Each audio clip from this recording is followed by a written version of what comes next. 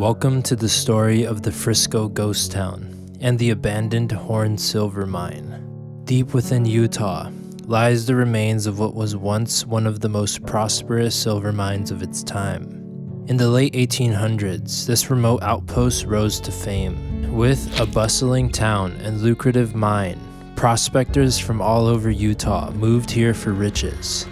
But with these riches came darkness. The streets ran red with blood as violence reigned. The saloons overflowed, and lawlessness took root. Desperate townsfolk turned to a ruthless sheriff to bring order amid the chaos. Yet even he couldn't save Frisco from the unstoppable forces of nature that would eventually seal its fate.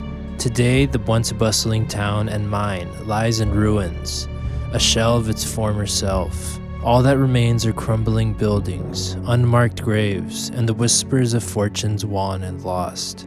Join me as I explore the history and the abandonment of this mysterious location.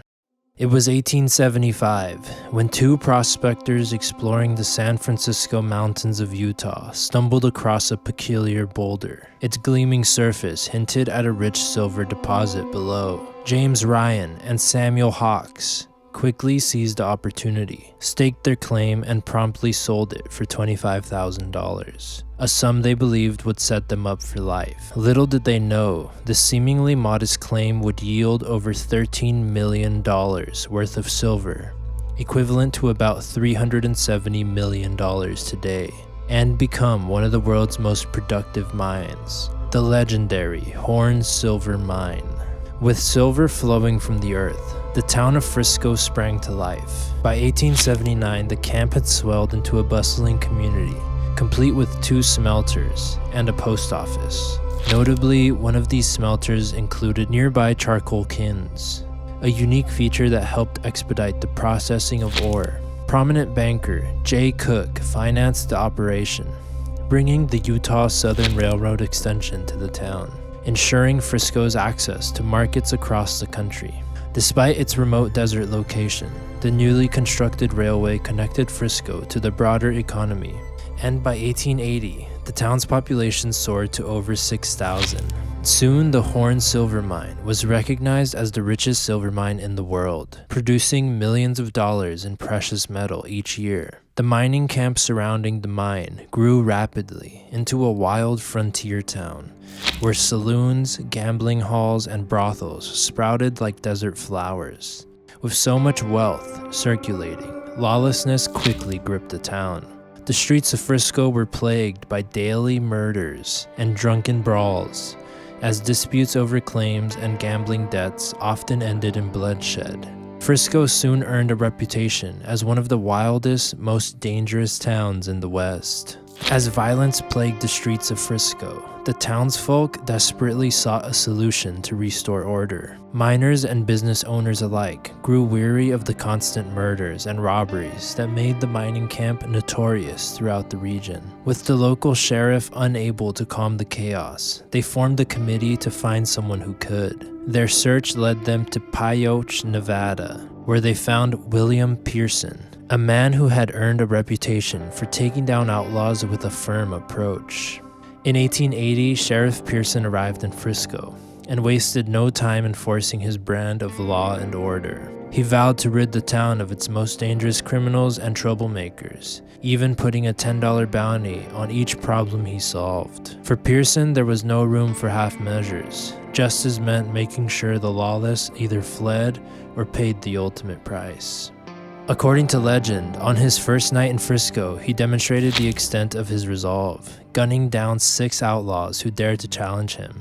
The following day, townsfolk marveled as they watched bodies being loaded into an undertaker's wagon, bound for shallow graves at the cemetery. With every new dawn, the undertaker collected more corpses from Pearson's nightly vigilante justice, and soon the southeast corner of the cemetery became a mass burial ground. Business owners, once wary of Pearson's ruthless methods, applauded his results. He managed to bring a semblance of law to the raucous mining town, ensuring that those seeking trouble were either buried or fled before encountering his iron fist. Still, Pearson's method strained the economy. as fewer miners dared to frequent the town's many establishments. With outlaws mostly driven out or gunned down, Pearson's reign reached a tipping point. His bounty fees grew steeper as his targets became scarcer, and rumors of his intentions began to swirl. Some whispered that Pearson was out for blood, while others claimed he'd simply vanished, leaving Frisco as abruptly as he had arrived. Regardless, lawlessness soon crept back into the town, and it resumed its violent, hedonistic ways. By 1885, Frisco had firmly established itself as a bustling hub of mining and industry, but the very foundation of its prosperity was about to crumble. Deep beneath the earth, mine owners at the Horn Silver Mine extracted vast quantities of ore without adequately reinforcing the underground tunnels. On February 12, 1885, disaster struck. The ground trembled violently as an enormous cave-in destroyed much of the mine's upper levels. The collapse was so catastrophic that it caused tremors felt 10 miles away in the town of Milford. This disaster effectively sealed off the richest portions of the mine, and the Horn Silver Mine was shuttered for a year as crews struggled to repair the damage.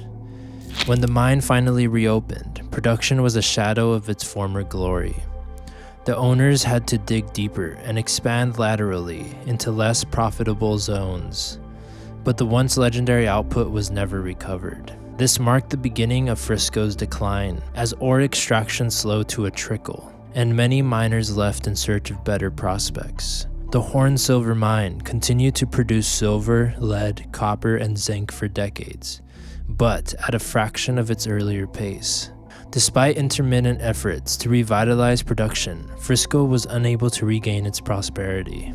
By the early 1900s, the population dwindled, business shuttered, and the saloons grew quiet. The once thriving town that had promised fortune to thousands gradually faded into obscurity. In the late 1920s, the final blow came when the post office was closed, signaling the end of an era for Frisco. The town was mostly abandoned, left to the harsh desert winds and encroaching sands. The structures decayed, leaving behind only faint traces of the wild frontier town that once brimmed with life. Born out of a chance discovery of a curious silver boulder, this remote mining camp in Utah's desert blossomed into one of the richest silver mines in the world. Wealth flowed through Frisco's dusty streets, drawing thousands of hopeful miners and opportunists. Saloons, gambling dens, and brothels thrived, while outlaws sowed fear among the residents. In the end, it wasn't bullets that brought Frisco to its knees, but the collapse of the Horn Silver Mine itself. The silver veins that once promised untold riches were sealed off forever, leaving behind little more than memories of the boom times. The grand structures crumbled, the miners fled, and the desert sands reclaimed what was once theirs. By the late 1920s, Frisco stood empty, abandoned, and forgotten. Today, Frisco's ruins tell of a turbulent, short-lived history, where dreams of silver wealth led to unparalleled violence and relentless greed. The unmarked graves of outlaws, miners, and hopeful souls rest quietly in the shadow of the mountains.